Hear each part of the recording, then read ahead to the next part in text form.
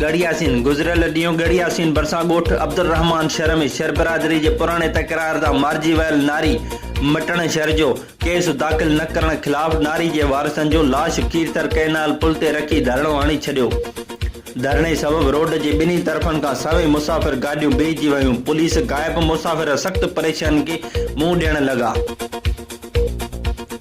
Report Siraj Ahmad सातो city news गढ़ियासीन।